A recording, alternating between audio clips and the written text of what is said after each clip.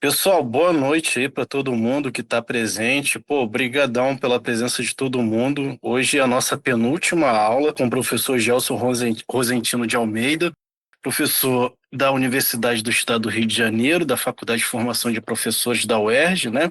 Também dá aula no programa de pós-graduação em História Social da mesma unidade. É meu orientador de doutorado, né? Foi meu professor também no doutorado. E vou apresentar, assim, brevemente, já passar a palavra para o Gelson, né? Mas antes eu quero apresentar, até porque o Gelson não conhece essa experiência aqui nossa. Vou apresentar rapidinho e a gente começa a nossa dinâmica. Bom, pessoal, como eu falei, hoje é o nosso penúltimo encontro, né? Ao longo do semestre, Gelson, a gente estrutura o nosso curso a partir de um tripé, que é Brasil, teoria e o rap, né? A gente se conheceu na internet e resolvemos fazer um curso gratuito de caráter popular, né? Com pessoas que são das nossas relações, né? Dos nossos contatos, pessoas que a gente convida para dar aula para a gente. A gente não tem um professor, assim, é só uma pessoa, né? Que dá aula para a gente.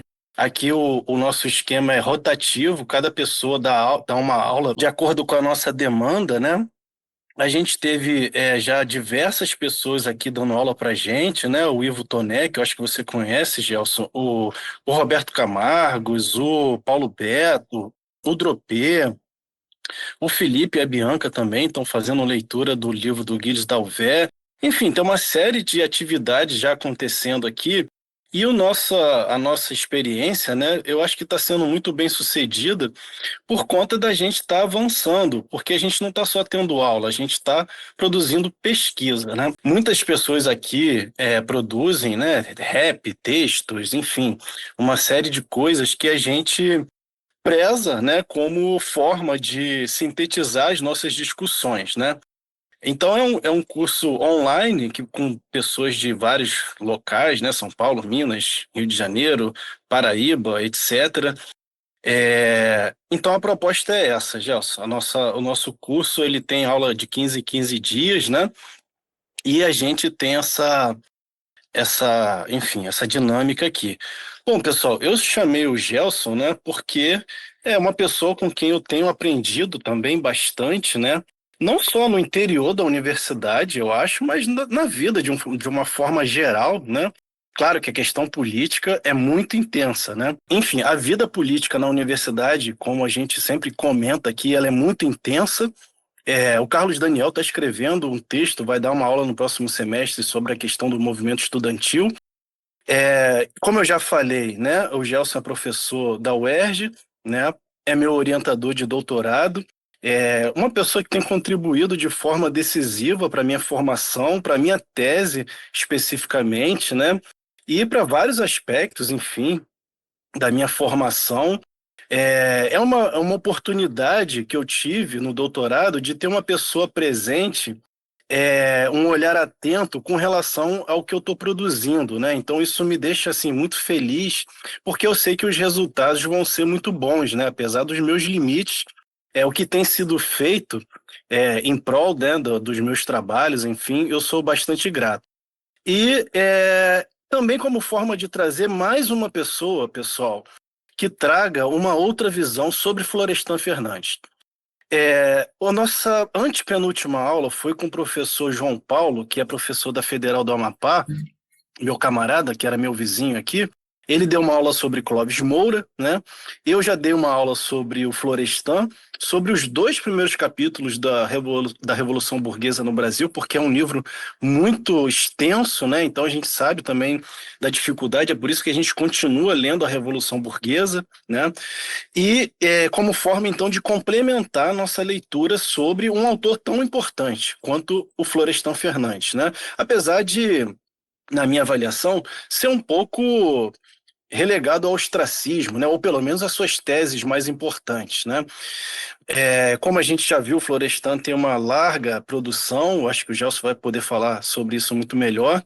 E, no mais, eu só gostaria de agradecer a presença, professor, pela sua presença aqui, é, enfim, pela contribuição que eu tenho certeza que vai ser de grande valia para todos nós. Valeu, Gelson. Obrigadão, cara.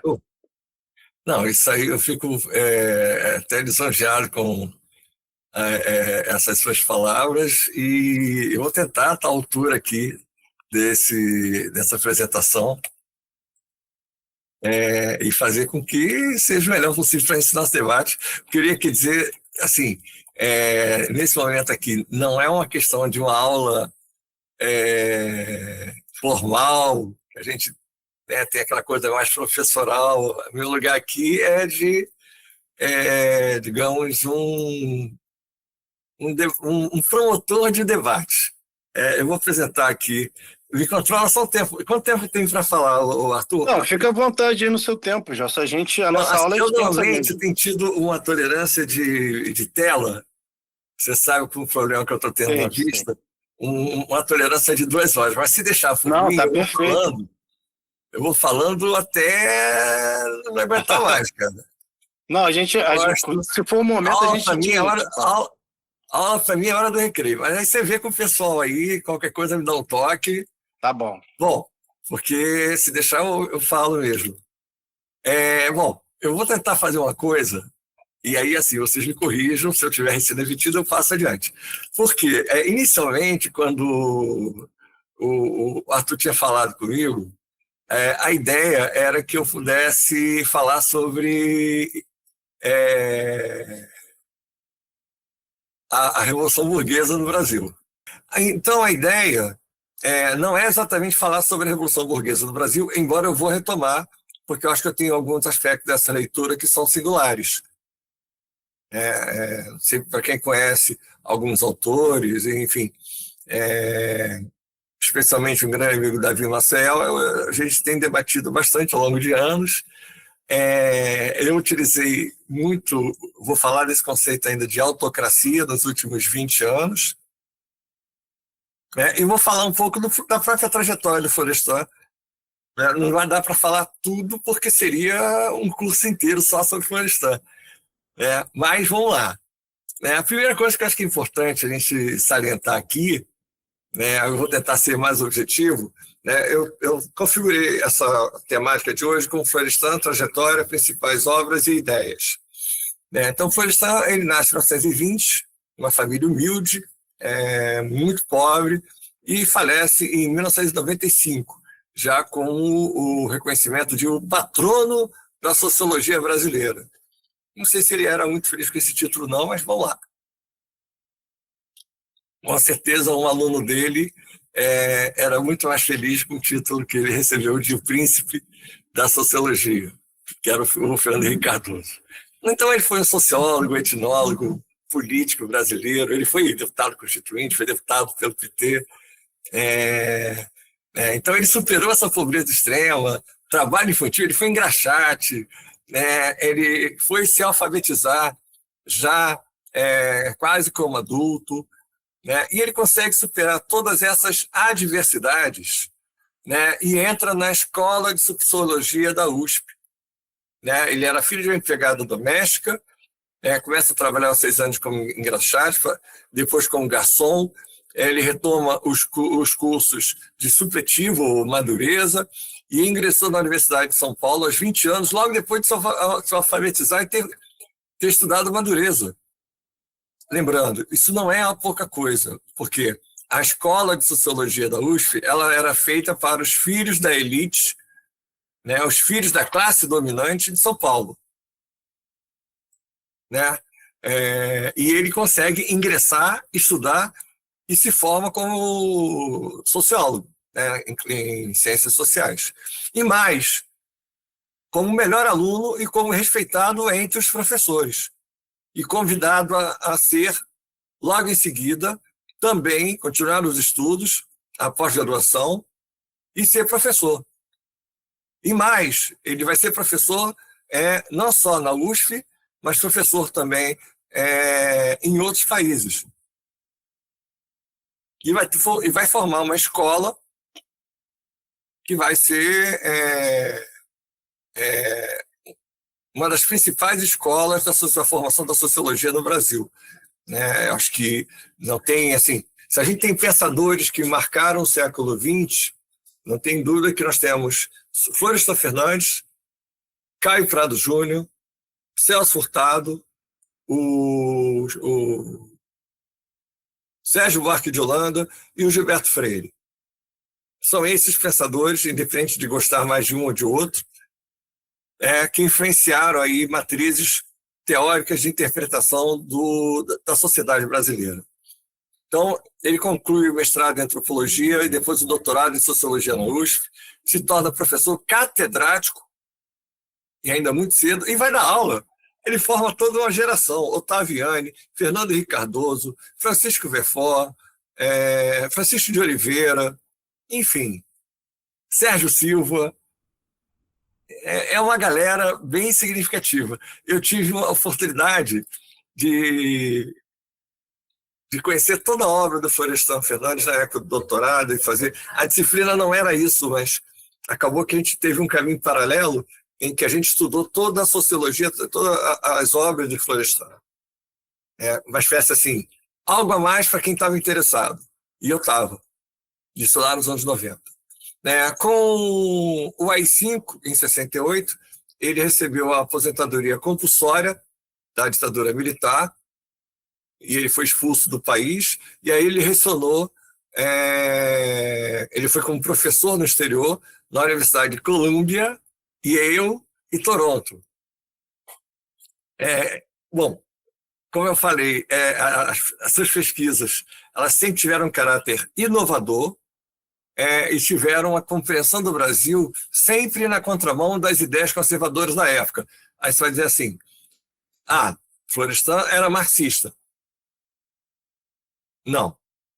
Inicialmente, não. Ele era weberiano. Só que, na medida que ele tem autonomia como catedrático e autonomia intelectual, ele começa... Isso era muito comum no Brasil, né? Isso para Caio Prado... O que era mais antimarxista era o Gilberto Freire. Mas os outros flertavam, trabalhavam. O Caio Prado Júnior era marxista. E o Florestan ele vai se transformando em marxista à medida que ele percebe que o instrumental teórico dele, de matriz weberiana ou durkheimiana, não é capaz, não é suficiente para explicar a sociedade brasileira. E aí ele desconstrói o mito da democracia racial ao analisar a herança escravista, expondo o racismo estrutural. Aí alguém vai dizer assim, mas essa tese vai existir? Florestan Fernandes. Vocês vão ouvir várias coisas aqui, e eu posso falar até de outras coisas mais, sobre a questão da industrialização, a questão da cafeicultura. A matriz de toda essa interpretação, ela está em Florestan Fernandes. Sem exagero, tá? Eu lembro um episódio na minha banca de doutorado, que foi sobre a história de uma década quase perdida, 1979, 1989, PT, CUT, crise econômica e democracia no Brasil. E aí eu fui orientado pela Virgínia Fontes, e aí estava a Sônia Regina de Mendonça, estava o Ricardo Antunes, estava o Carlos Nelson Coutinho e Marcelo Badoró. E aí, num determinado momento, o Carlos Nelson Coutinho, com quem eu já tinha tido um debate anterior por conta das questões gramscianas e democracia e hegemonia, ele vai e fala para mim, Gelson, eu acho que você usou muito Florestan. Aí o Ricardo Antônio já interfere, olha, eu sou obrigado a discordar, eu acho que ele usou pouco. E aí eu tive que rir de nervoso, porque assim, para onde eu vou? Mas eu acabei optando de dizer que ainda poderia ter usado um pouco mais. Vejo que discordando do Carlos Nelson. E podia mesmo.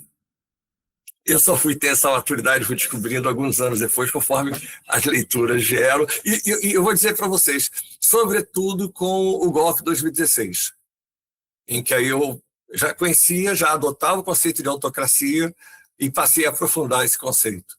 Depois eu posso passar para vocês, tem um capítulo de um livro, tem um texto Tempos Sombrios, em que eu faço essa análise a partir de Florestan, tentando entender aquela atualidade brasileira à luz de Florestan Fernandes. Mas voltando aqui, para não ser muito cansativo, sim, José de Souza Martins, alguém escreveu aqui no chat, muito bem lembrado, que aliás é central para quem quer conhecer não só a questão agrária, mas a própria sociedade brasileira. Aliás, dois autores fundamentais que muitas vezes a gente esquece e busca novidade, mas que são clássicos que nunca deixam de ser atuais. É o José de Souza Martins e a Leonilde Serro de Medeiros. Tá? Mas vamos lá. Então, assim, ele tem uma gama, sabe aquela coisa do bichinho que está sempre inquieto? Então, ele está discutindo as relações sociais no Brasil, discute e desmitifica a democracia racial, né, analisa o racismo estrutural, a marginalização econômica e a social da população negra no capitalismo brasileiro, e mais, faz isso dentro do estudo de luta de classes. Ele não está pegando a questão apenas identitária do racismo ou da população negra, mostrando a inclusão do negro na sociedade de classes do capitalismo brasileiro. Isso é fundamental. Os estudos indígenas, que ele dedicou os primeiros anos da sua carreira à etnologia, né, a influência dos antropólogos e etnólogos que estavam fundando a Escola de Sociologia da USP, e aprofundando os estudos sobre os Tupinambá, o capitalismo em sociedade, e aí, claro, a mais famosa, a mais fundamental, a Revolução Burguesa no Brasil, mas que eu recomendo muito também, a Nova República, tá? Que é um outro estudo, uma leitura, um livro pequeno, mas com uma leitura bem difícil, que é preciso ter uma leitura bem atenta, talvez às vezes ler e reler o livro, né? Mas a Revolução Burguesa é o primeiro livro em que ele usa claramente, ou seja, deliberadamente, o método marxista para analisar a formação das classes e a dependência do capitalismo brasileiro. E aí é interessante que ele está usando a teoria da dependência, mas não a teoria da dependência no sentido em que Enzo Faleto e Fernando Henrique estão usando, em juntando Schumpeter e Rosa Luxemburgo, mas tampouco está usando a teoria da dependência pensando Teotônio dos Santos ou Rimão Marinho, está pensando de uma forma mais autônoma. Ele entendendo um processo singular da Revolução Brasileira, né, e, portanto, dessa dependência do capitalismo brasileiro. A atuação política dele como parlamentar também é um outro momento de virada da sua carreira. Com a redemocratização, ele se filia ao Partido dos Trabalhadores, PT, e ele foi eleito deputado federal em 86 e em 1990, destacando-se na Assembleia Nacional Constituinte, né, de 1988, na defesa do ensino público gratuito e de qualidade. Em 2006, ele foi declarado patrono da Sociedade de Sociologia Brasileira. Morreu em 10 de agosto de 95. Já poderia ter vivido, acho que bem mais, enfim, eu não lembro a causa da morte dele, mas, de qualquer forma, a sua contribuição ao longo desses anos foi fundamental. As principais obras, a sua obra mais famosa, é claro, a Revolução Burguesa no Brasil, que eu vou voltar a falar dela mais adiante, né, que é uma análise crítica sobre a transição do Brasil para a industrialização e como a elite, aí tem sempre aquelas ambiguidades weberiana e marxista, uma hora fala em elite, outra hora fala em classe dominante, né, manteve seus privilégios desde o período escravocrata até a transição para o Estado capitalista, as relações raciais, a integração do negro na sociedade de classes, é um livro de 65 e que deixa claro, naquele momento já, que não se trata apenas de pensar a transição da escravidão para o capitalismo, mas a pensão da integração do negro numa sociedade de classes, portanto, no lugar que o negro ocupava enquanto classe trabalhadora. É um estudo pioneiro do mito que desconstrói o mito da democracia racial no Brasil, algo que era consenso, ou quase consenso na época, e mostrando a marginalização da população negra após a abolição da escravatura. Eu discordo um pouco do termo marginalização, embora entenda o que ele queira dizer, porque ela nunca foi marginalizada. Ela, na verdade, ela sempre foi utilizada como mão de obra, de exército de mão de obra de reserva. Ela sempre fez parte, né, da incorporação da acumulação capitalista no Brasil, mesmo como formas não capitalistas de produção. Se alguém tiver alguma dúvida, é só falar, tá?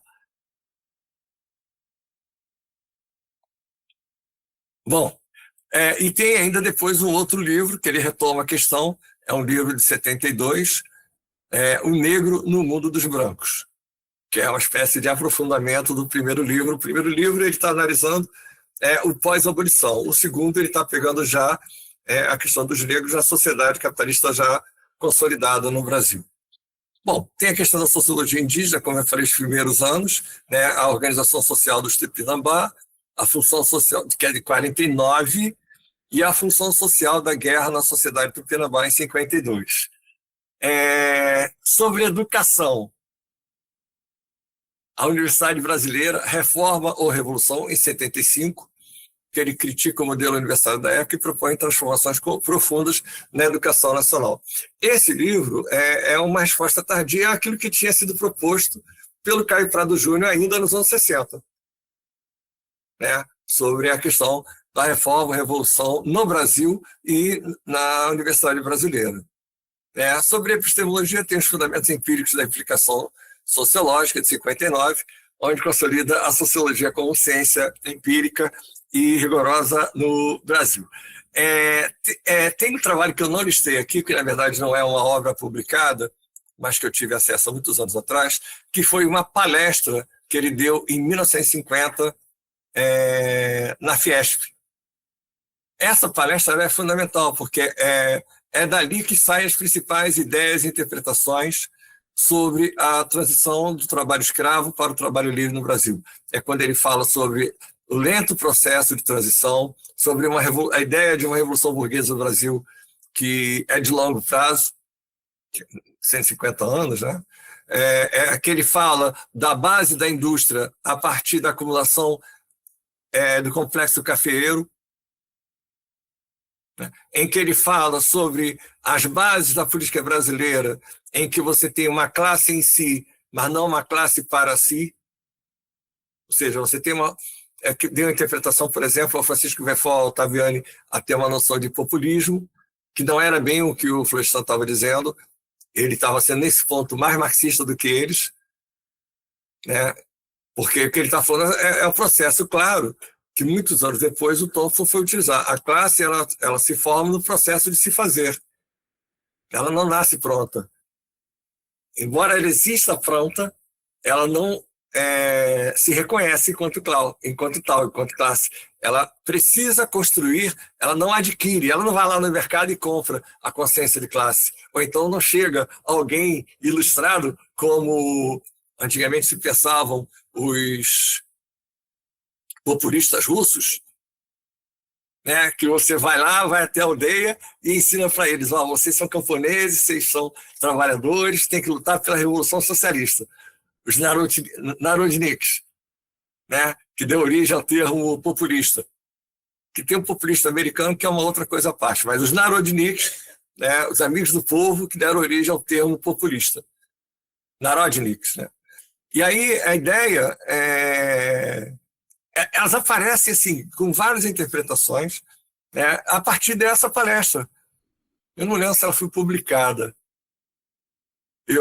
Quem me deu esse texto, eu não lembro se foi o César Honorato, que está agora no nosso programa, ou foi o Geraldo Beauclerc, mas um dos dois tinha essa palestra, eu tinha uma cópia, que ela circulava pelos alunos, e eles conheceram ele lá em São Paulo nos anos 70, e aí eu sei que um deles tinha essa cópia. Aliás, tinha uns textos que eram maravilhosos, eu tinha acesso aos estudos SEBRAP, tinha umas coisas ali que não tinham divulgação aberta, então isso possibilitou conhecimento e debate de coisas que... E parte disso hoje, Arthur, está disponível lá na nossa Sala do Tempo. Eu até tive ontem lá, falei com o Rafael, que estava vendo, a gente tem que separar para ver o que vale a pena guardar para a gente, para o pessoal do Grupo do Tempo, e a outra parte, que não tem um uso tão interessante e imediato, levar para a biblioteca. Por quê? Porque tem coisas que poderia ir para a biblioteca, mas aí o acesso acaba ficando um pouco mais difícil. E são coisas que a gente vai ter interesse mais imediato. Mas voltando aqui, se eu estiver falando muito rápido, Ô, me Gelson, avisem. só você falou que podia colocar algumas coisas. Claro, Aqui claro. o pessoal no chat aqui, eles mandaram umas mensagens, só que eu não vou conseguir acessar elas agora, porque a minha internet deu uns problemas, aí O ela tem uns Martins piros também e tal. influencia muito o Ariovaldo Umbelino para analisar a questão agrária. Acho que antes disso é porque ele tá, acho que, referenciando um outro camarada aí que comentou. O Acho que José pode ler Souza. aí, se for o caso. Que ele citou. E é isso, é a referência correta, o José Souza Martins. É, isso. Não, então, aí eu cheguei a comentar e falei, o José Souza Martins é referência sim, e aí incluí nessa referência, embora sejam matrizes diferentes, mas são próximas, a Leonilde Servo de Medeiros, em que eu tive a honra e prazer de estar junto semana passada no Congresso sobre ditadura e empresariado brasileiro. José Souza Martins eu assisti há muitos anos atrás, ainda nos anos 80. Depois disso, só em obra. Na verdade, eu fiz o comentário só porque você tinha comentado desses autores da questão agrária, e aí a gente lê bastante o Ariovaldo, e o Ariovaldo ele é bem influenciado pelo Martins e a tese dele, né? A produção de relações não capitalistas no campo, pelo próprio processo de acumulação. A questão central para o José Souza Martins, diferente um pouco da Leonilde, é o seguinte: você pode falar em capitalismo brasileiro a partir de final dos anos 80, final do século XIX, como forma de transição, mas com formas não capitalistas de produção no campo. Ou seja, por isso é que você fala em Liga Camponesa, você tem uma série de organizações camponesas, e aí o termo camponês se aplica, porque eles são efetivamente camponeses, vivem de subsistência, vivem do arrendamento da terra, vivem de uma ligação muito de subsistência com o mercado capitalista. Eles não são trabalhadores assalariados. No entanto, isso não quer dizer que não existam trabalhadores assalariados. Aí essa é a polêmica que tem no debate histórico. Quando tem a formação da UBRA, pelo PCB, ao contrário das ligas, a ideia era privilegiar os trabalhadores assalariados do campo. Mas onde é que estavam os trabalhadores assalariados? Até os anos 60 eles eram minoria. Eles passam a ser minoria nos anos 80. Mas até o final dos anos 60 e início dos anos 70, eles com certeza estão no complexo agroindustrial.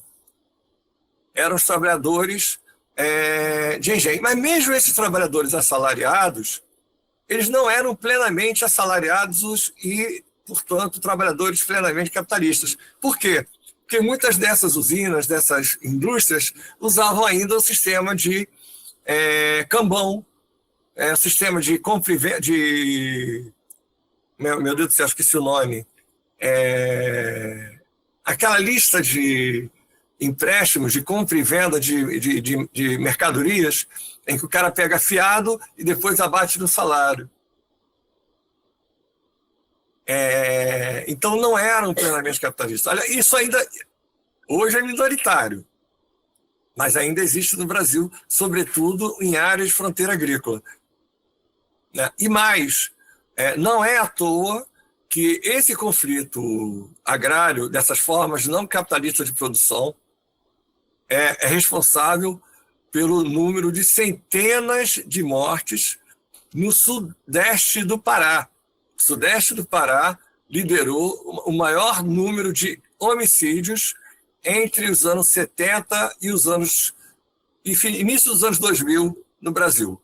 E, por outro lado, não é à toa que a formação do PT no Pará nasce nesses conflitos, diferentemente de outros lugares do Brasil. É uma liderança camponesa fundamental, que agora me fugiu o nome, que tem a principal organização, o principal papel de liderança na formação do PT no Pará, e que depois acaba sendo assassinado. E assassinado na frente do filho. Aliás, as mortes lá, elas são banalizadas. O Estado é cúmplice dessas mortes. Vários desses massacres, Eldorado, Carajás e tudo mais, eles são com participação direta ou indireta do Estado. Então, Kenzo, o que eu estou querendo dizer é assim, toda vez que eu leio e discuti agora, tem 2 semanas, um trabalho clássico do José Souza Martins, eu sempre tenho essa visão de... ele está escrevendo ainda num tempo em que ele não teve essa visão do conjunto. E a gente hoje já está meio que um processo em que há uma modernização avassaladora no campo, há uma transformação do Brasil, que era um Brasil agrário, um Brasil que é agrário, mas é um agronegócio, em que a população rural ela inverteu, mais do que inverteu, a população rural no Brasil até os anos 70, ela era 70% no campo e 30% na cidade. Do final dos anos 70 para cá, ela vira 70% na cidade e 30% no campo. E eu vou dizer que eu acho que se pegar, eu não vi o último censo agora esse dado, mas é capaz de ser hoje menos ainda. Tá? Vai depender do critério de que você vai utilizar, de o que você chama de cidade no campo. Fala, Alex. Boa noite, Elson. Eu queria falar também que aqui na Paraíba, eu sou de Campina Grande, e aqui tem a Margarida Maria Alves e o João Pedro Teixeira e a Elizabeth Teixeira da Liga Camponesa, que era aquele filme O Cabra Marcado para Morrer. Aqui sim, também a questão agrária era sinistra, muitos assassinatos também, só queria colocar Obrigado, isso. Alex, pela lembrança. A questão das ligas camponesas, não só em Pernambuco, tá? Mas em toda essa região do Paraíba, Rio Grande do Norte, foi central. Eu tive o prazer de orientar um trabalho sobre o Zé Pedro Teixeira e de um outro sobre a Margarida, tá? E um outro também sobre ligas camponesas. São questões... A minha monografia, o que a gente chama de monografia, foi sobre as lutas agrárias da Baixada Fluminense, para você ter uma ideia como elas foram apagadas da história do Brasil. A Baixada Fluminense teve lutas cruciais entre os anos 50 e 60, e elas foram silenciadas, elas foram apagadas. Nós tivemos uma revolta camponesa em Xerém, em que uma liderança, que era um ex-sargento do Exército, conseguiu expropriar um canhão do Exército e usou na revolta. Isso não aparece. E mesmo na imprensa da época, a minha principal fonte foi o jornal Última Hora.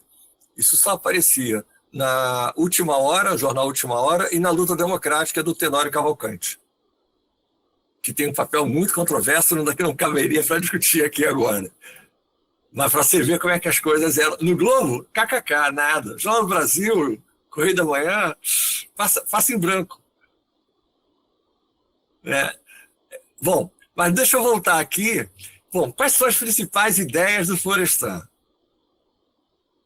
A primeira delas, a crítica ao mito da democracia racial. Então, quando ele está escrevendo A Integração do Negro na Sociedade de Classes, que é, para mim, um dos principais livros, quem quiser discutir a questão do pós-abolição, tem que ler este livro. É incontornável. Alguém falou de Clóvis Moura? Clóvis Moura bebeu nessa fonte. A integração do negro na sociedade de classes.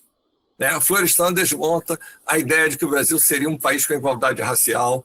Ele demonstra que, após a abolição da escravatura, o negro não foi integrado como cidadão na sociedade capitalista, mas sim marginalizado. Eu diria que expropriado, mais uma vez, e o racismo estrutural impediu a competição justa entre brancos e negros no mercado de trabalho. Aqui tem uma escorregadela weberiana. Por quê? É possível, vou jogar a questão para vocês, é possível ter uma competição justa numa sociedade capitalista, não só entre negros e brancos, mas entre brancos e brancos? Não. Porque a competição da sociedade capitalista, ela é pré-determinada. A gente tem a questão da determinação do capital inicial da família, da capital cultural da família, da formação. Claro, isso não quer dizer que isso é determinismo, tá? Eu não sou aqui nem malthusiano e nem tampouco ainda, por mais que aprecie algumas coisas de Althusser, determinista a esse ponto. Mas é importante lembrar que a superação, o Florestan podia ter sido o típico caso do self-made man, o cara que se fez sozinho, o cara que defendia a meritocracia, o cara que cheguei onde cheguei por meus méritos, mas ele tinha uma coisa chamada o quê? Consciência de classe. Florestan tinha consciência de onde ele veio e onde ele estava e como ele chegou. E ele queria que outras pessoas chegassem também lá. E ele sabia que tinha que chegar lá apesar do capital, apesar do capitalismo. Está bem claro isso aí, gente. Isso não é pouca coisa. Que hoje a gente vê tudo sendo resumido a uma pauta identitária, né? E não é bem assim. A Globo apoia a pauta identitária. E daí isso vai necessariamente... Claro que é importante o reconhecimento dessas agendas, dessas pautas, mas elas por si só não transformam a sociedade. Arthur. Desculpa, apertei errado aqui, Gelson. Foi mal. Tudo bem. Mas vamos lá. Bom, a outra questão, que uma ideia central para ele, observa, eu estou trabalhando aqui de forma muito ligeira, as ideias principais, as ideias centrais. O capitalismo dependente. Ele vai analisar que o Brasil ele se transforma num país capitalista. Porém, ele não seguiu o mesmo caminho do desenvolvimento dos países europeus. Em vez disso, o capitalismo do brasileiro é um capitalismo dependente e autocrático. Depois eu volto nesse conceito. Capitalismo dependente e autocrático. O que significa que o nosso progresso econômico beneficia as elites e gera a desigualdade e subdesenvolvimento para a maioria da população. Ele não está falando em dualismo, ele está falando de um processo integrado em que gera, ao mesmo tempo, concentração de renda, beneficia as classes dominantes ou elites, gera e aprofunda a desigualdade social e o subdesenvolvimento para a maioria da população. Bom, como consequência dessa ideia, ele vai amadurecer a proposta de análise da Revolução Burguesa do Brasil como um processo singular. A Revolução Burguesa do Brasil foi igual à França? Não. Igual à Inglaterra? Não. Igual aos Estados Unidos? Não. Ela é historicamente conservadora, então é uma revolução conservadora, em que a classe ela não promoveu uma revolução nacional autêntica, mas fez alianças com interesses internacionais para manter seus privilégios, resultando em um processo de modernização que exclui e oprime as camadas populares. É o que o Barrington Moore Jr. chama de modernização conservadora. Em grande parte, o Gramsci também estuda isso quando estuda a questão meridional, né? E a historiadora brasileira Sônia Regina de Mendonça analisa isso muito bem com a modernização conservadora no Brasil. Tá? Então, é importante ter essas referências que eu falei agora aqui para poder entender esse caráter singular da Revolução Burguesa no Brasil. Bom, como eu já tinha adiantado, ele percebe o lugar que ele vem. Ele, então, entende a educação como um instrumento de emancipação. De emancipação individual? Não. Da emancipação de classe. O Florestan ele via a educação pública de qualidade não apenas como um direito, mas como principal motor, com todas as contradições, para superar a desigualdade social e a segregação racial no Brasil. Ele criticava o dualismo educacional, apontando que o sistema escolar no Brasil reproduz as divisões e os antagonismos da classe da nossa sociedade. Então, assim, essa emancipação ela precisava ultrapassar as contradições internas do próprio processo da educação no Brasil. Algo também apontado por quem? Paulo Freire. Eu não posso aqui agora assim, tentar cavar aqui qual seria a influência de um de outro, a relação de um e de outro, mas é evidente que um lia um, o outro lia outro. A sociedade como ciência crítica, perdão, a sociologia, desculpa. Então, assim, ele era um sociólogo, ele pensava que o sociólogo não deveria ser neutro diante das injustiças. Ou seja, ele está pensando a ciência de forma crítica, não como uma ciência neutra, uma ciência que servisse à classe dominante. Ao contrário, o conhecimento deve servir para desvendar os mecanismos de dominação e orientar a sociedade rumo à democracia e à justiça. E, por fim, o conceito de autocracia. A autocracia burguesa é um conceito central na obra do Florestan Fernandes. Ela define o modo de dominação da burguesia no Brasil, estruturado sob a forma de um capitalismo dependente, e em vez de construir uma democracia plena, toda vez que se pensa numa democracia radical ou plena, essa visão de democracia, mesmo nos marcos do capitalismo, ela é vista como risco pela classe dominante. Então, essa classe impõe um regime autocrático para manter privilégios, a exclusão social e a subordinação interna. Bom, quais são os pilares do Florestan sobre esse conceito de autocracia? O capitalismo dependente, ou seja, o desenvolvimento capitalista no Brasil não ocorreu de forma autônoma, mas subordinado aos interesses imperialistas. Então a gente tem que pensar, qual é o conceito de imperialismo que o Florestan está usando aqui? Lenin. E às vezes um pouco Rosa, mas sobretudo Lenin. Então isso gerou um capitalismo selvagem que conjuga crescimento econômico em miséria e superexploração do trabalhador. E aqui pensando no Rui Mauro Marini. Contra a revolução preventiva. Na visão do autor, a burguesia brasileira é intrinsecamente autoritária, sempre que ameaçada por demandas populares ou reformas sociais, mesmo que não seja uma ameaça real, mas que ideologicamente sejam vistas e identificadas como ameaças, essa elite ou classe dominante recorre à violência institucional e a golpe de Estado, como de 64. Aliás, tem até a partir dessas leituras, eu escrevi um pequeno artigo, dei uma palestra que depois virou um pequeno artigo, saiu na revista História e Luta de Classes, em 2022, que é Independence we Trust. Está lá online, está disponível, a edição toda especial já está online, Independence we Trust, que na verdade é Independência nós acreditamos, ou confiamos, que é sobre a visão da dependência das classes dominantes e os sucessivos golpes, desde 1824 até 2016. E tudo isso para quê? Para bloquear avanços democráticos por parte da classe trabalhadora.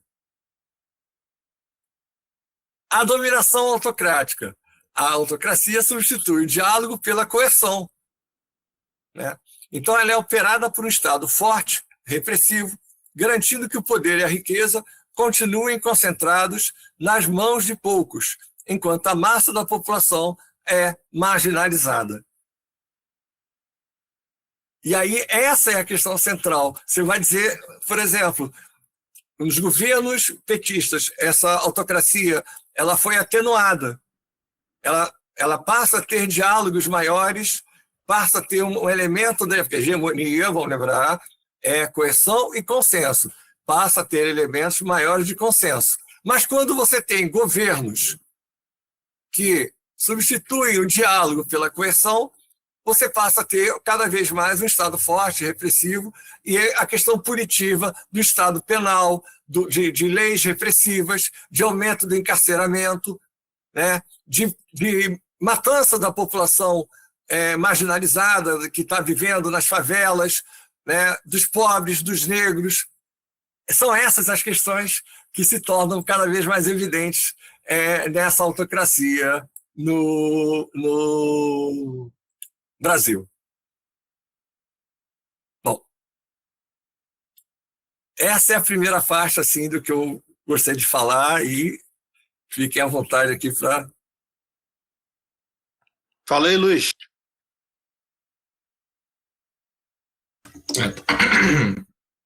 Perdão. Não, é porque falando dessa questão da dependência, a gente até conversou e tudo mais. Não sei se você vai fazer isso para frente, né? Assim, não precisa falar agora necessariamente, que eu não sei como é que você planejou e tudo, que está de um formato um pouco mais livre hoje. Mas, assim, eu queria entender assim, melhor essa questão das articulações, né, do Brasil com os outros países, nessa coisa da dependência, né? Porque, assim, a gente fala, por exemplo, sei lá, que o Brasil fez uma, sei lá, uma modernização conservadora, por exemplo. Mas lógico que não é o Brasil, assim, como se fosse uma pessoa, né? Um processo e tal, tem grupos, tem tudo Luiz, isso, tudo mais. excelente questão. Se eu tivesse um quadro Então, negro atrás de mim aqui, eu ia usar esse quadro para tentar te mostrar umas coisas bem legais. porque assim, sei lá, você fala que a Inglaterra e o Brasil fizeram tal coisa. Então eu queria entender melhor, tipo, essas articulações, esses processos, esse tipo de coisa, assim. Se você puder até indicar algum material, alguma coisa assim, tudo mais. Não, tem Obrigado. várias coisas, mas eu te digo logo de cara, um que eu fiz na síntese. Deixa eu ver se eu consigo achar aqui. Esse da História e Luta de Classes, porque nele eu fiz um resumo. Independência e Trânsito, uma reflexão sobre as classes dominantes e o desenvolvimento independente associado ao capitalismo no Brasil. Esse foi um texto que eu fiz, síntese dessa discussão de 2000 e... Caramba, como é que eu faço para não cair o chat aqui? Peraí, vou botar aqui o link. E de lá você tem acesso a outros textos também, entendeu, Luiz? Alex. Não, beleza, deixa eu ver se abre aqui. Experimenta clicar nele. Abriu. Bom, tem vocês acham? Segue, você mesmo. O Luiz colocou várias questões aqui. Sigo com o Luiz ou espero você, Arthur e Kenzo, fazer as perguntas? Eu posso fazer. Ele ficou aqui um material aqui. Ele, só dando uma adendo, ele falou assim: tem uma obra do jornalista Eric Nepomuceno sobre o massacre do Eldorado do Carajás. Para quem quiser se aprofundar nessa questão, só para deixar registrado. Aí, continuar. Eu vou fazer a minha porque eu acho que a minha não é tão complexa assim, é mais uma questão de entendimento. Você falou que o Florestan ele faz uma análise muito própria da questão da dependência do Brasil e que tem diferenças, né, com relação à análise que o Fernando Henrique fez em uma fase, porque depois ele abandona, né, uma série de questões dele aí. E também da Vânia Bambirra, do Teotônio dos Santos e do Rui Mauro. Eu queria saber primeiro assim, qual que é a diferença para esses outros autores que também são clássicos, né, da sociologia, e qual é a especificidade de cada...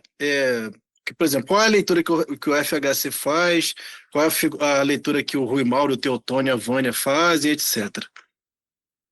Não é tão simples a tua pergunta assim não, mas vamos lá.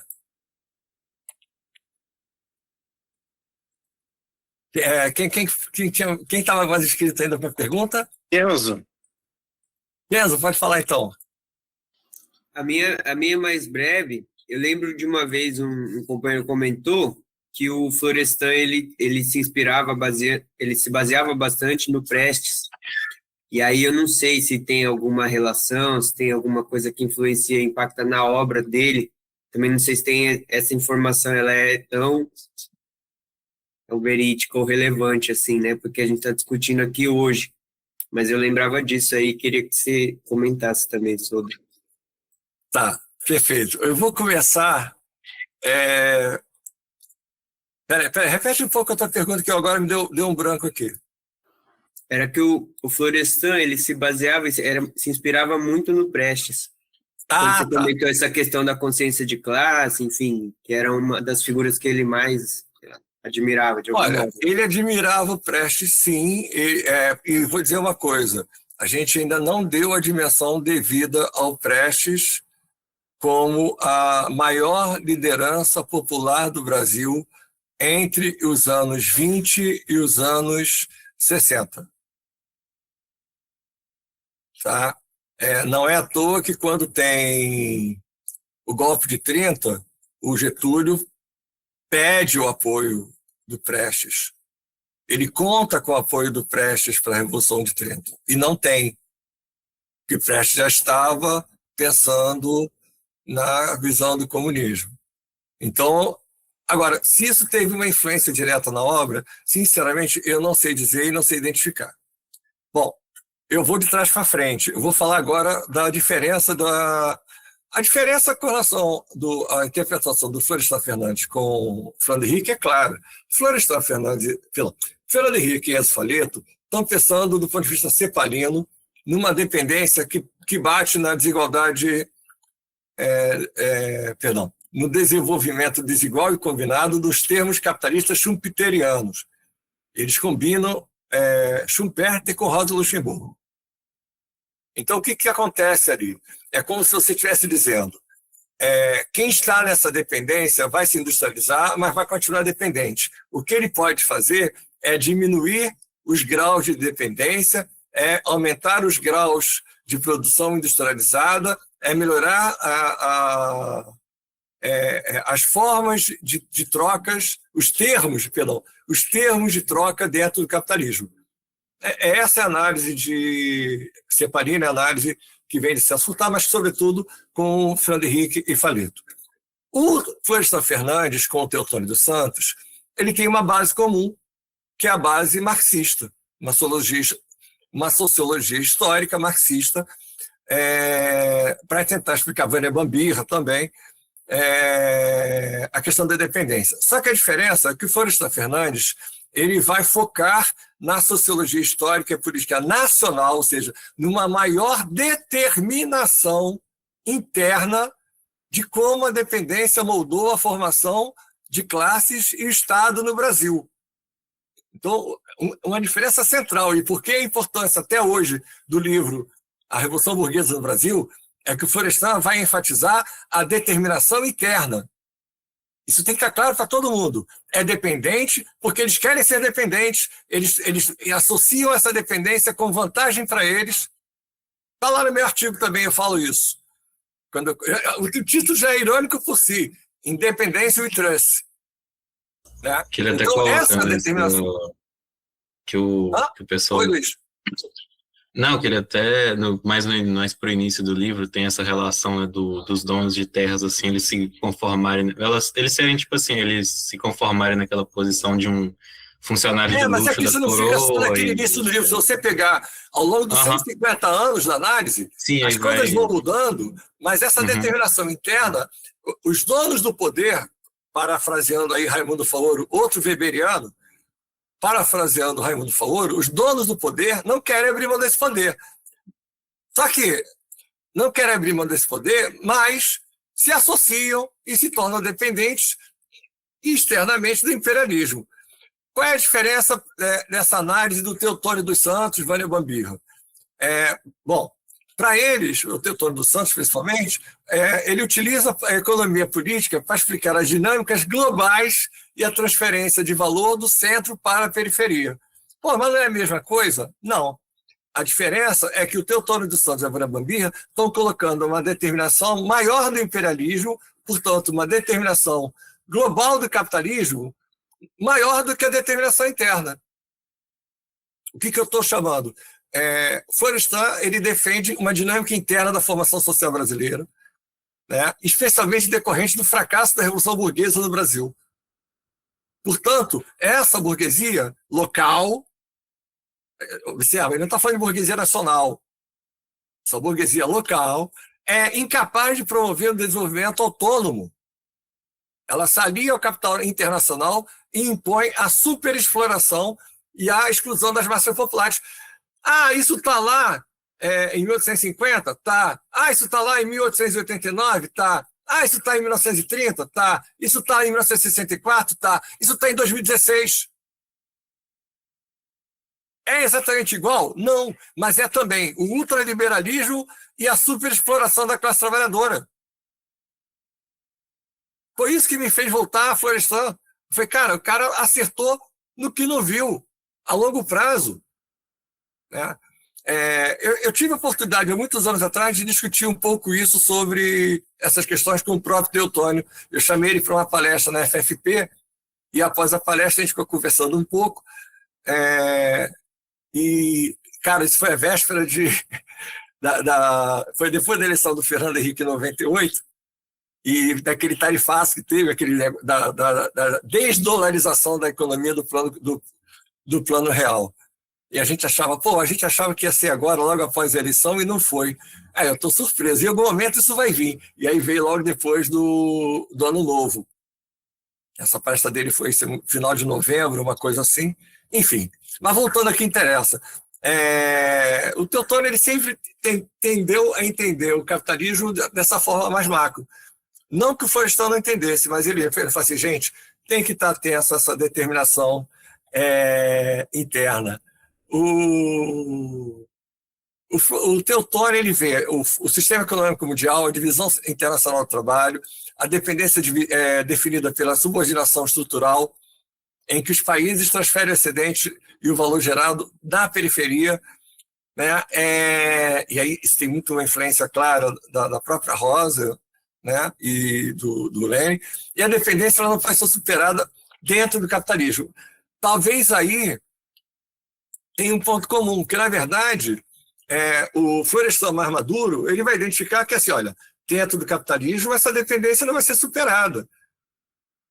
Então, quando você lê os últimos textos do Florestan, em que ele não só está no PT, mas ele está já flertando com o trotskismo. Para quem não conhece a obra do Florestan, os textos, os artigos, os textos mais dos anos 80 e 90 do Florestan, ele já está muito próximo do trotskismo. Ele está dizendo, olha, democracia dentro do capitalismo brasileiro não dá, aqui é autocracia.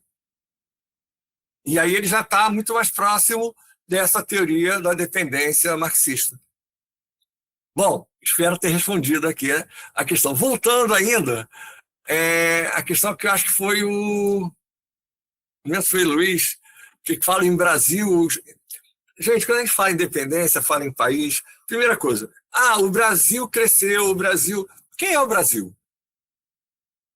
Porque o Brasil quer, o Brasil não aprova tais medidas. Quem é o Brasil?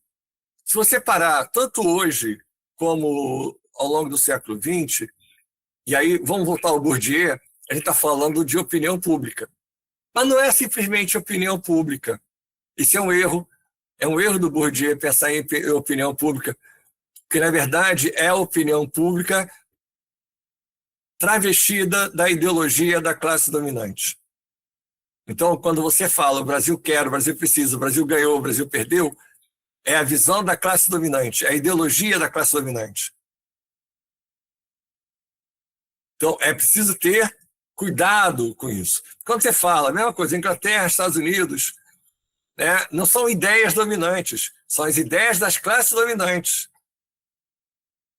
Eu nesse ponto, volto ainda ao Poulantzas e Althusser. São as ideologias, ideias da classe dominante. Você vai dizer assim, isso é aquela visão mais estreita do marxismo, lá no Manifesto Comunista? Sim. Não estou dizendo com isso que eu estou limitando o Estado a um comitê central da burguesia. Não é isso. O Estado é perpassado por contradições, conflitos, não só da classe, mas de frações de classe e também da classe trabalhadora presente. Entendeu? O MST apoia o governo Lula, mesmo sabendo que esse governo não é um governo de esquerda. Então, as contradições estão presentes. Agora, o que a gente precisa ter muito claro é não simplesmente reproduzir aquilo que a gente muitas vezes vê de forma equivocada, chamada Brasil, Inglaterra, Argentina. Que Brasil é esse? É o Brasil que veste a camisa da CBF e vai para a rua gritar, fazer saudação para pneu? Ou é o Brasil que está ralando, que está no dia a dia, buscando o pão do cara, entendeu? É o Brasil que está por trás das bets, dos escândalos do Master, é o Brasil que está buscando o maior grau de determinação interna. Vamos dar um exemplo. Hoje, o governo Lula representa os interesses da classe dominante? Sim ou não? Sim e não. Sim. Vou pegar vocês agora. Sim e não. Ele representa uma parcela, uma fração inclusive dominante das classes dominantes, que quer ter uma maior determinação interna e não quer ser meramente subordinado aos Estados Unidos. Quer ter espaço para dialogar com os Estados Unidos, Europa e China. Aceita ser associado e dependente, mas quer uma determinação maior. Agora, existe uma outra parcela mais subalterna que aceita ser dependente dos Estados Unidos, ponto final. Essa parcela é representada pelo bolsonarismo. Mas não é a parcela dominante da classe dominante hoje. Tá claro isso aí, gente? Olha só, isso pode parecer simples. Eu estou tentando simplificar ao máximo possível essas palavras aqui. Mas se vocês conseguirem entender isso, eu já vou ficar tão feliz, porque a maioria das pessoas não consegue enxergar o que está diante do nariz. E mais, o fato desse governo ser um governo das classes dominantes não quer dizer que eu não vote nele, voto. Por quê? Eu me lembro que isso era uma frase muito comum na esquerda, na época das eleições indiretas, em que eu mesmo fui contra a eleição do Tancredo Neves, mas por outras razões, mas tinha uma parte da esquerda que dizia que tinha que ganhar o Maluf, porque quanto pior, melhor. Não. A gente já teve provas no Brasil, várias vezes, de que não necessariamente o quanto pior vai ser melhor para a classe trabalhadora. Ao contrário, consegue ser ainda pior. Aqui, eu tenho uma expressão que eu já falava desde os anos 80, quando você chega no fundo do poço, sempre se pode cavar um pouco mais e mais fundo. Então, sempre pode piorar. Tá? Sempre se pode piorar. As respostas que eu vi hoje em relação às ameaças de tarifaço do secretário de Estado norte-americano, Marco Rubio, em relação ao Brasil, que diz que o Brasil não é aliado, eu fiquei estarrecido. Eu, se sou empresário, eu ficaria estarrecido com as respostas do Zema e do Caiado. Você ter uma ideia, até o Flávio Bolsonaro botou um pé no freio. Peraí, calma, não é bem assim. Então, assim, quando a gente fala em país, quando a gente fala em mercado, você tem um certo cuidado. A gente tem a obrigação de qualificar quem é a quem, de dizer qual é o setor, qual é a fração da classe dominante que está falando, quais são os interesses organizados que estão ali por trás, que estão se manifestando. Às vezes nem estão por trás assim, estão na frente mesmo. Quando eu vejo algumas falas, eu fico assim, cara, não é possível que só eu estou vendo isso, está escancarado. Então tem coisas, às vezes, que a gente tem que respira fundo, pensa, porque a gente tem um papel também, independente de organização política, independente de partido, a gente tem um papel de formação junto aos nossos amigos, parentes, colegas de trabalho, sempre que possível, parece aquela coisa de seita adventista lá, de coisa de igreja, né? Não, vamos lá ensinar o caminho da luz. Não precisa tanto. Mas, claro, a gente tem um papel de, sempre que possível, apresentar lá, olha, não é bem assim, a consciência de classe, o papel que a gente tem desse Estado, o Estado... porque assim foi... Uma frase que sempre me incomodou. Sempre foi assim. Como assim sempre foi assim? Isso é ahistórico. Então, se existe história, existe um processo de transformação. História é transformação. Pode ter conservação, pode ter também um elemento que perdure, mas ela é principalmente transformação. Então, são elementos que a gente precisa sempre ter cuidado, ter claro. A Inglaterra, vamos pegar um exemplo aqui, é a palavra do Keir Starmer, primeiro-ministro inglês? Não. O Keir Starmer está ali representando o governo, mas a Inglaterra ela é perpassada também por conflitos, interesses. Tem setores que querem uma uma aliança umbilical com os Estados Unidos, e tem uma outra que quer estar voltada para a Inglaterra, perdão, para a Europa. Só para falar desse conflito básico aí. Né? Então, assim, você tem que ter muito cuidado, muita observação. Né? A questão das guerras, então, elas não são simples. Né? Tirando a única coisa que não é possível que não tenha consenso de que Gaza foi um genocídio feito pelo Estado sionista, o resto não é tão simples assim. Mas o William está com a mão levantada.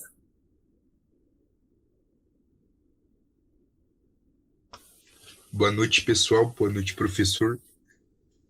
A minha questão seria sobre a educação, né? Como pensar a educação hoje, a escola pública privatizada, né? Eu faço uma pequena pesquisa sobre isso, eu estou no 3º ano do ensino médio ainda, e eu queria saber quais são as bases disso tudo, né? Sobre se é uma coisa do neoliberalismo, né? Se ele usa a educação mesmo para os seus meios. Bom, vamos lá. No livro que eu escrevi, organizei também, Miragem do Brasil, eu pego um pouco esse processo. O livro é Miragem do Brasil. E tem um capítulo lá sobre a financiarização da educação brasileira. Então, o que você está descrevendo é parte do processo da financiarização da educação brasileira. Lá eu enfatizei os dados, a análise que eu fiz, robusta até, foi sobre o ensino superior. Mas hoje, se pegar a mesma metodologia, é possível que você faça essa análise também para o ensino secundário e até fundamental. Mas tem duas coisas. Uma é a expansão da rede privada, que cresceu bastante no Brasil. A outra é a expansão da rede pública com métodos de ensino da rede privada a partir das fundações, que é o modelo Sobral, Ceará, que é o modelo do ministro da Educação, o Camilo... esqueci, Camilo sei lá o quê, que é do PT. Esse é o modelo, sinceramente, que é um retrocesso na educação brasileira. Mas está aumentando o número de crianças na escola, está aumentando o tempo de permanência de crianças e adolescentes na escola, está gerando bolsa para quem permanece no ensino secundário, ensino médio, está melhorando o grau de ingresso no Enem e nas universidades. Sim, mas com qual tipo de educação? Com qual qualidade de educação? Entendeu? Essas questões elas não estão colocadas. E mais, com um processo de precarização do profissional da educação. Todo o discurso bonitinho, arrumadinho, que fala em valorização do professor, blá, blá, blá, blá, blá, blá, valorização da educação, da escola pública, BBB, blá, blá, blá, é tudo blá, blá, blá. Até aquele discurso daquela Priscila Salquedo, todos por educação, que é privatista, é melhor do que esse discurso do Camilo lá, ministro da Educação. O dela, pelo menos, é mais honesto. É impressionante. Né? A gente está vivendo um momento de grande precarização da educação. Mas você quer dizer, então, com isso, que com o governo anterior era melhor? Não. Com o governo anterior conseguia ser muito pior. Porque se isso aqui já é ruim porque subiu de 0,1 para 0,6. O outro ia manter em 0. Tá claro isso aí? Sim, eu observando hoje o estado do Paraná, principalmente, né? De muita propaganda política, né, sobre ter a melhor educação do Brasil, mas que esquece totalmente as questões fundamentais, né, sobre a democracia, né, o direito dos professores de escolher esse modelo que hoje está no Paraná, né? Mas Assim, nos últimos anos, se a gente pegar alguns indicadores, provavelmente a melhor educação no Brasil está no Piauí.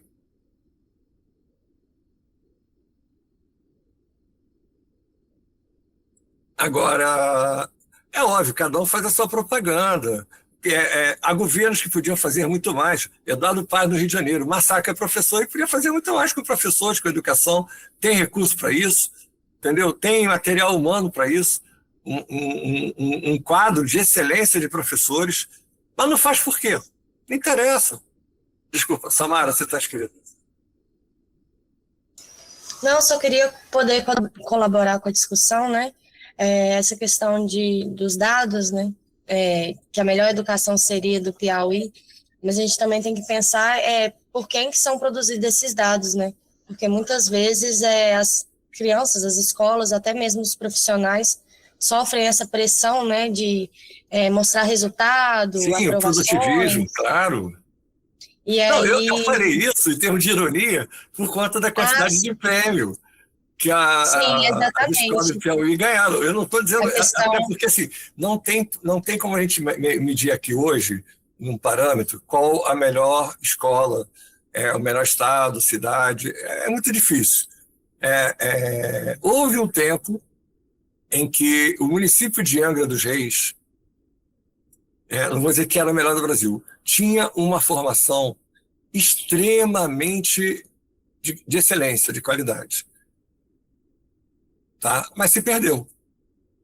Hoje, eu não sei, São Paulo, naquele núcleo do ABC, também tinha. Hoje se perdeu. Então, assim, é difícil você ver porque elas não se mantêm.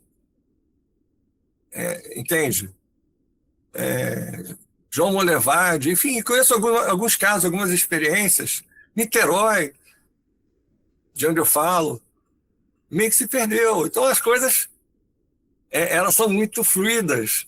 Por que elas são fluidas? Porque elas dependem muito dos interesses de quem governa, de quem patrocina, e outra, das relações com as fundações, de quem dá condições de salário e condições de trabalho. Às vezes, coisa boa, por exemplo, uma coisa que é um governo de direita, mas uma coisa que vou dar uma experiência para vocês que eu achei legal, que eu descobri ano passado. A Prefeitura de Angra, diante da dificuldade de acesso das escolas na ilha, deu lá um sistema de máquinas e deu uma infraestrutura em que eles conseguem imprimir livretos, conseguem imprimir material dentro da própria escola. Então, eu faço material paradidático, eu sou diretor do Ecomuseu Ilha Grande, um material de qualidade, mas eu não tenho como distribuir, como fazer, produzir, para entregar para todo mundo. Eu faço um para cada, ou então entrego a matriz, e eles fazem para eles uma quantidade que dê para fazer o rodízio entre a própria escola. Já faz a diferença, porque olha a quantidade de alunos que vão conseguir ler aquele material que antes não ia conseguir ter acesso. Ou então, quando consegue colocar a internet, e a gente consegue mandar via download ou open access. Então, assim, é um processo muito dinâmico. Agora, não pode estar na mão das grandes fundações. Elas precisam estar cada vez mais ouvindo os professores e as comunidades locais. Isso eu não tenho dúvida. Se a gente quer uma educação que transforme efetivamente a realidade do povo brasileiro, precisa ouvir os professores, os funcionários, os alunos, a comunidade. Tamara, que você escreveu aqui, a escola deveria ser um espaço de elaboração do conhecimento, não só do consumo de conhecimento. Concordo, mas só assim, elaboração do conhecimento tem que ter um certo cuidado. O Gramsci já apontava isso como uma das contradições. Qual conhecimento? Conhecimento da classe dominante? Se for apenas o espaço de elaboração do conhecimento da classe dominante, não vai transformar. Paulo Freire aponta isso muito bem. É a transformação do conhecimento na realidade do próprio povo. Só vai ficar ligado, às vezes, de como pode ter uma pegadinha numa bandeira de esquerda, mas que tem uma pegadinha ali também. Alex. Linkando essa questão da educação com a questão da dependência do Brasil, a questão que foi sendo falada aqui, a gente conseguiu pautar dentro do MEC. Aqui a gente é um grupo também que é da cultura de rua, do movimento hip hop, movimento de base, né? E a gente conseguiu uma proposta de colocar o hip hop, a Escola Nacional do Hip Hop, dentro do currículo escolar, para tentar, de alguma forma, trazer essas realidades. Porém, dentro da minuta assinada pelo o Camilo Sacana, ele está escrito embaixo que só vai poder ser possível essa adesão, né, a escola em si, esse projeto, se couber no arcabouço fiscal, se dentro das leis fiscais do Brasil. Está bem escrito, bem na última linha está escrito isso. E hoje eu vi que o governo Lula bloqueou 23 bilhões de reais e liberou 27 bilhões de orçamento da Câmara, né, das emendas. Então, assim, a gente fica nessa questão da dependência, como você falou das questões das frações de classe e tal, fica muito claro assim, as frações dominantes dentro desse processo. E voltando para dentro da questão do hip hop, aqui no Brasil a gente tem uma conotação para o hip hop para a questão nacional, chama rap nacional, para não ficar veiculado a questão dos Estados Unidos, né? Aquela cultura identitária que hoje, antigamente era assim, hoje a dominação cultural dos Estados Unidos dentro do Brasil nessa questão é absurda. Essa questão de identitarismo, os termos, assim, não se fala mais em periferia, porque antes a questão era você da periferia e tal, você trabalhador, foi deslocado para a questão da identidade. E isso, eu acho que você conhece o Risério, o Antônio Risério. Sim. Ele até, eu estava vendo ele estava fazendo uma palestra e ele comentou sobre o Florestan e sobre essa questão da formação do povo brasileiro, que ele disse que o Florestan foi dar uma palestra nos Estados Unidos e ele voltou meio a questão das duas raças também, porque desconsidera o caboclo, os mamelucos, todas essas questões. Ele fez uma crítica assim de leve, claro que ele respeita o Florestan, mas ele bateu mais no Fernando Henrique, que implantou isso dentro do IBGE, essa questão da formação do povo brasileiro. Porque hoje ficou só nisso, né? Por exemplo, a gente que é mestiço fica como dentro da estatística como negro, mesmo, mas assim, dentro da questão da heteroidentificação, isso não fica muito claro para as pessoas conseguir acessar, né? Tá havendo muita polêmica sobre isso. E dentro dessa questão, que eu acho que o Florestan, que ele toca também nesse ponto da formação, que também o Darcy Ribeiro tocou, que a gente vê na própria população que isso é um movimento de bolha. Não é bem como o brasileiro se enxerga mesmo, o povão mesmo, quando você vai numa feira, por exemplo, aí você é do Rio de Janeiro, aí vai lá em São Cristóvão, lá, onde tem meus conterrâneos aqui do Nordeste. Você vê que é muito diverso, e isso está gerando uma problemática que essa questão da dominação cultural, né, ela está muito presente hoje, e talvez eu gostaria de saber se no Florestan tem esses elementos para diferenciar essa questão da formação do povo brasileiro. Olha, como é que eu vou dizer isso? Assim, tem de uma forma inicial, lá quando ele fala da integração do negro no mundo de classes, e aí ele está falando das diferentes formas culturais em que esse negro se insere naquela sociedade capitalista. Você lê com atenção, você vai ver isso. Faço convites a essa releitura, a Florestan, a integração do negro na sociedade de classes. Agora, tem um outro texto, mas aí eu já não lembro agora de cabeça, em que ele fala, já nos anos 80, em que ele já era deputado constituinte, não vou lembrar agora, posso depois até procurar a referência desse texto e comprometo a mandar para tu e mandar para vocês.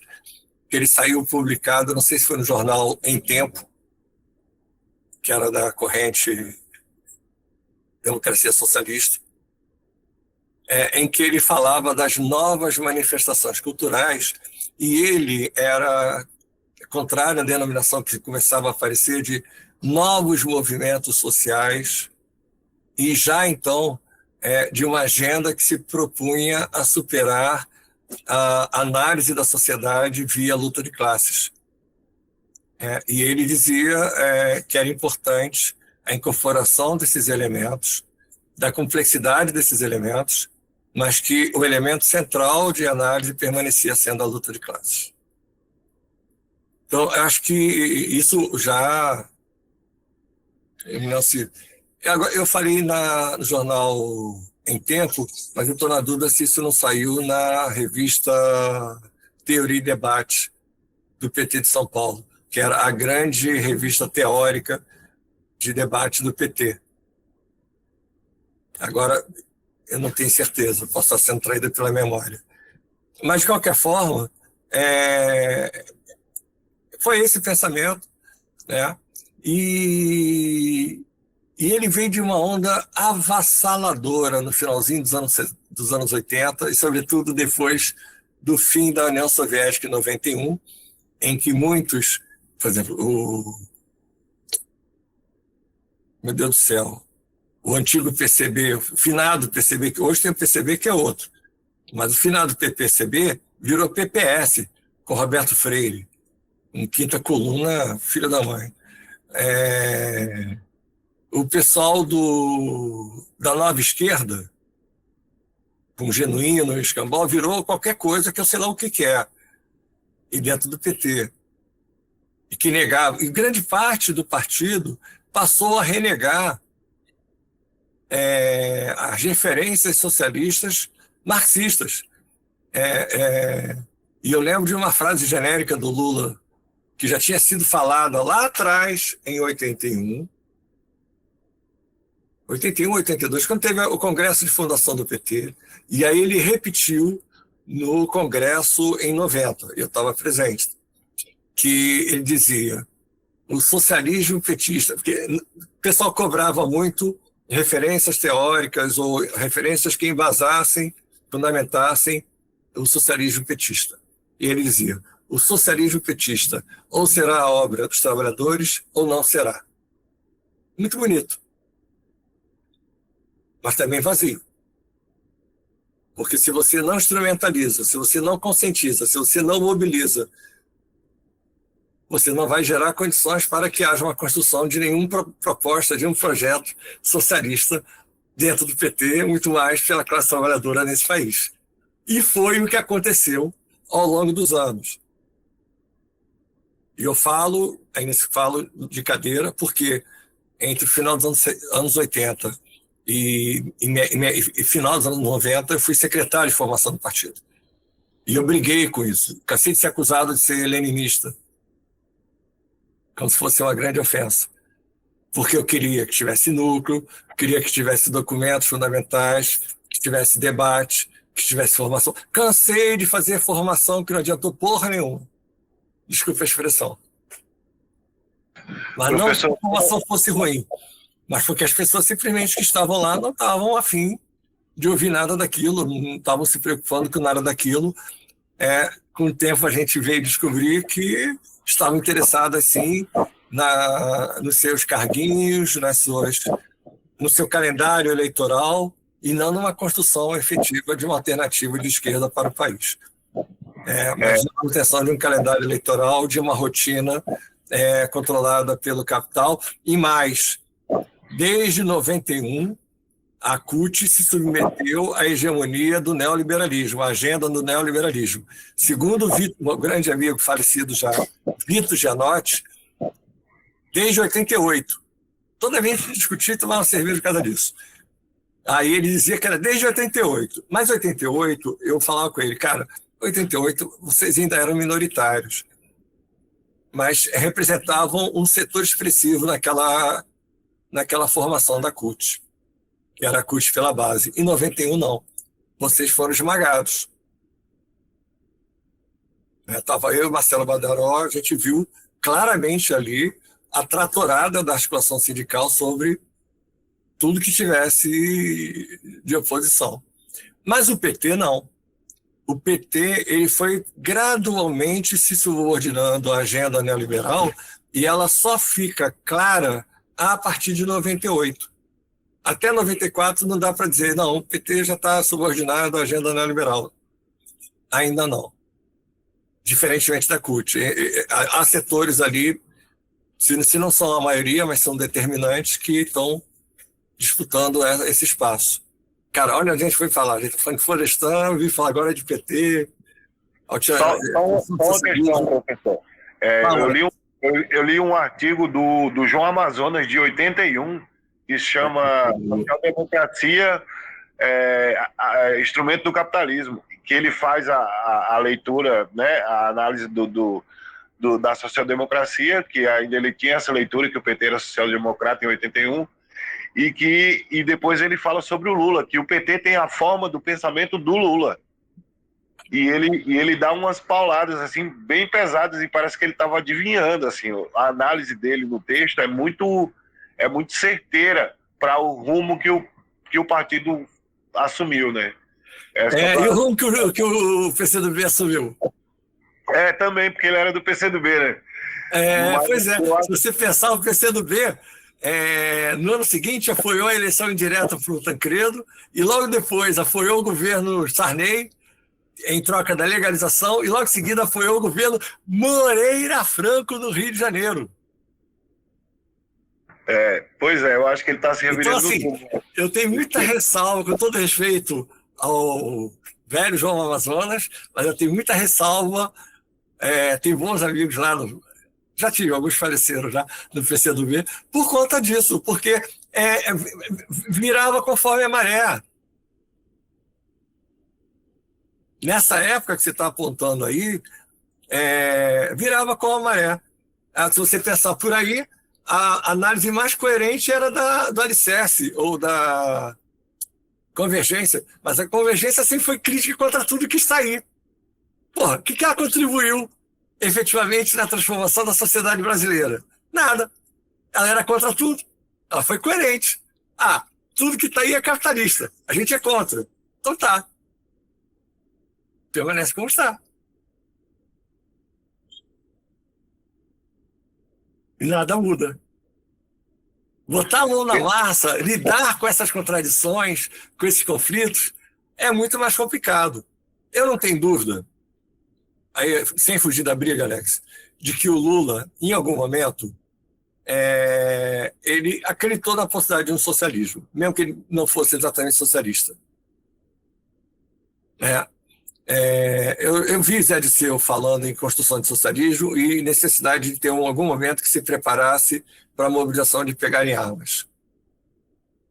Tem dúvida se ele falava aquilo como uma forma de saudação ao passado, à bandeira revolucionária, ou efetivamente. O problema é que, depois de 89, acabou essa possibilidade. A hegemonia neoliberal se instalou no Brasil de tal forma que você não consegue mudar isso de uma hora para outra, e muito menos por dentro. Aí você vai dizer assim, qual é a fórmula mágica? Qual é a receita? Não sei. Eu sei que a gente precisa cada vez mais acreditar num trabalho de transformação, e transformação que é social, ou seja, junto aos movimentos sociais, enfrentar tanto na ideologia, quanto nas redes sociais, quanto na porrada, às vezes, o fascismo. Em todas as frentes. O nosso inimigo hoje é o fascismo. Se o Geraldo Alckmin, que era o candidato preferencial do golpe de 2016, hoje é um antifascista, viva o camarada Alckmin. Se depois ele já não for mais necessário, é outra história. Mas nesse momento ele é. Sem ele, a gente não teria vencido aquela eleição. Ah, mas ganhar não mudou efetivamente a vida, mudou. Se você percorrer ainda, a gente falou agora de periferia. A periferia desse Brasil tem coisas que fazem a diferença. Uma Bolsa Família significa você tirar mais de 20 milhões da miséria e da pobreza extrema. Uma política social no campo que gera o investimento na criação de... Como é que é o nome? Cisternas, significa a garantia de vida para aquela família. Uma política social de investimento em saúde significa uma melhoria, uma garantia de vida para crianças, bebês recém-nascidos que antes não tinham esse direito. E por aí vai. Aí você vai dizer assim, mas isso é reformismo. Que seja. Mas é essa a diferença do reformismo e a barbárie, ou a morte. O que a gente assistiu foi a necropolítica do Bolsonaro. E a gente está assistindo hoje o reformismo, que é a garantia dessa vida. Fala, Alex.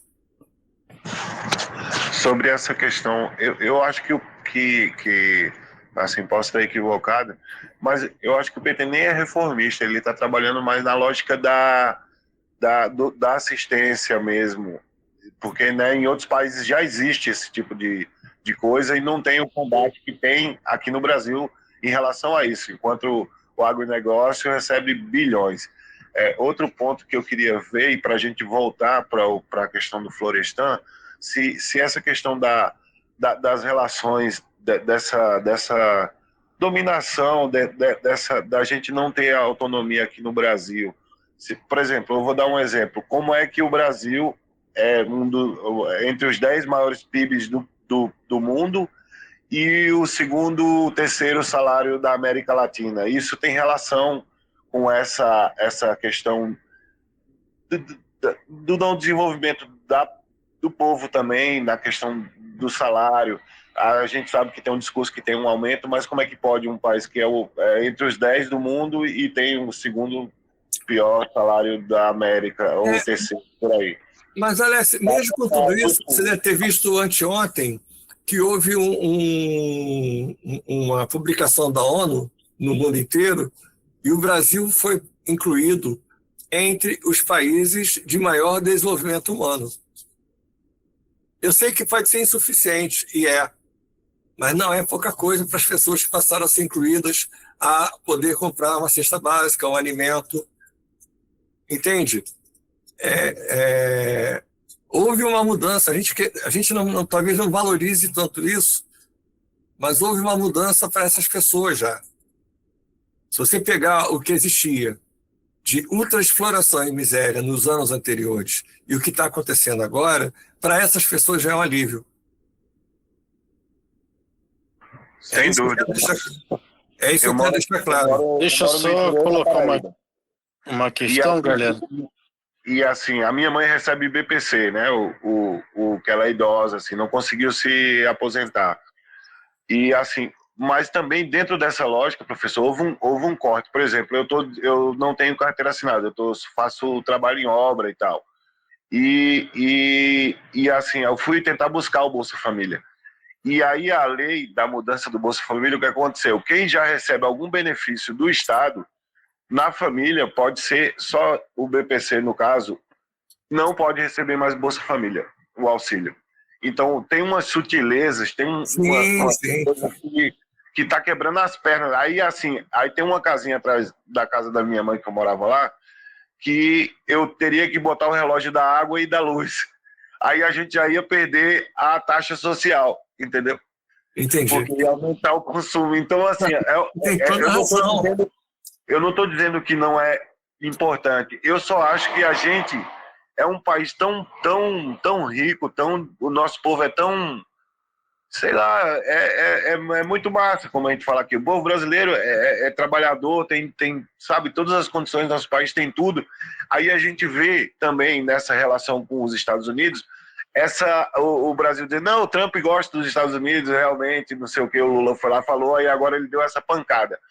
Entendeu? Então, assim, como você falou, tem uma mulher que ela é mais sincera, a da educação, no caso.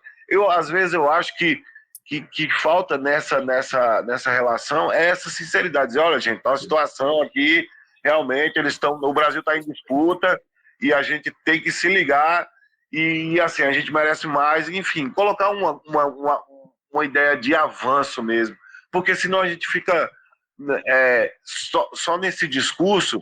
Imagina a juventude, por exemplo, aqui na minha cidade, Campina Grande.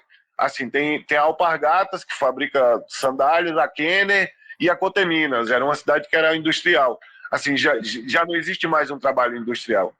Entendeu? Então, essa dominação estrangeira para a gente impede o nosso crescimento. Eu sei que não é culpa do Lula, mas eu acho que falta, assim, essa colocação na cabeça da juventude para que... Deixa eu só interromper. Tomar essa porra aqui para nós e pá.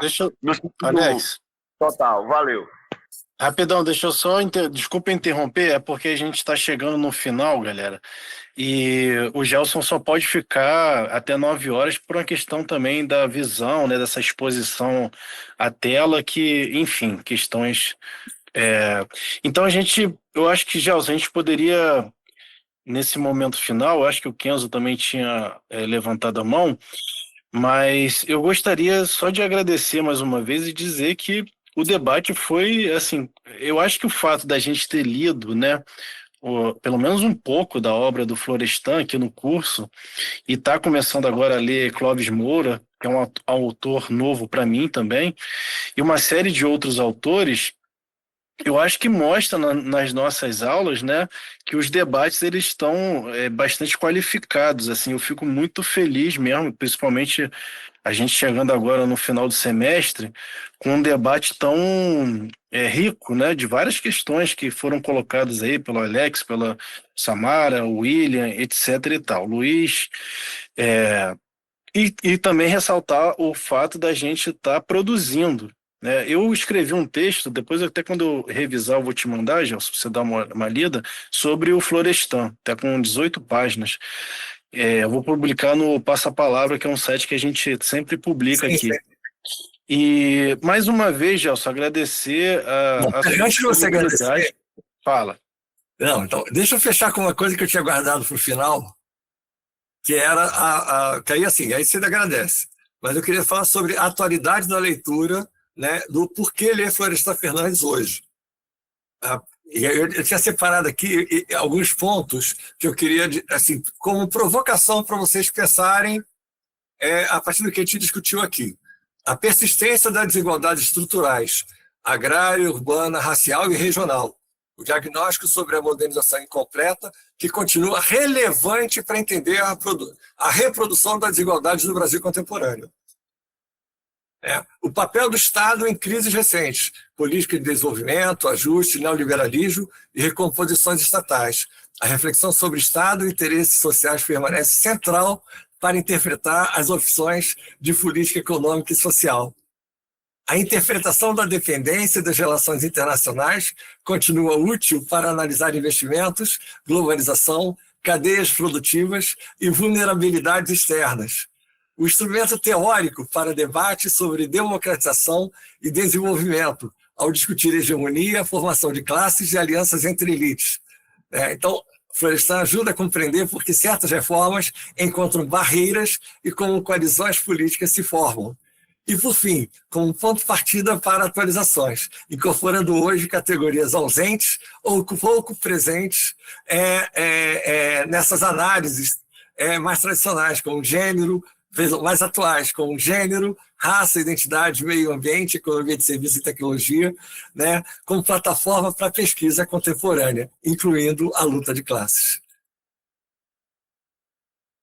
Perfeito, eu acho que é a síntese mesmo do que o conjunto da obra que você expôs aqui para a gente hoje tenta trazer, né? Claro que a partir de cada livro a gente tem uma questão mais específica, né? Como a integração do negro, que vai desvelar, né, essa questão da exclusão permanente desses setores, né? Enfim, a questão da revolução burguesa, que não é dos mesmos moldes da revolução americana, francesa e inglesa.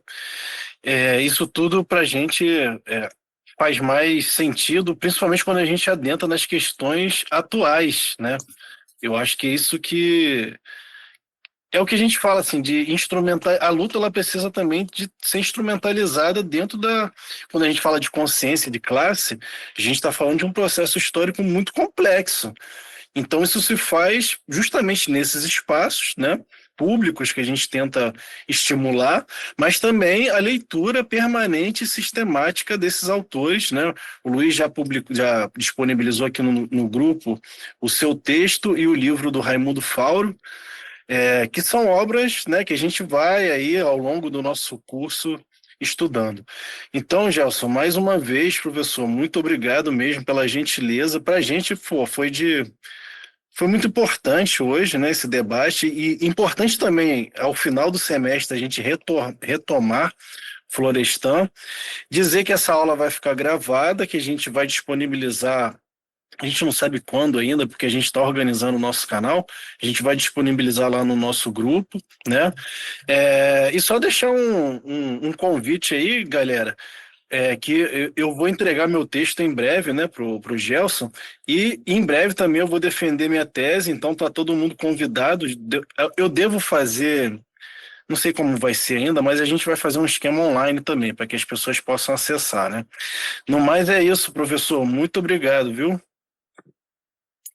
Olha, eu que agradeço, foi uma oportunidade e tanto, foi um prazer. Eu queria até estender, eu acho que se alguém ainda tiver alguma última pergunta, uma questão também, tá? Fica à vontade, a gente tenta responder de forma breve, William. Tentar ser bem sucinto para a gente poder encerrar, mas eu queria deixar aberto aqui. O senhor tinha falado que tinha feito um trabalho sobre analisando o ensino superior, né, e a privatização. Eu queria saber onde que ele está.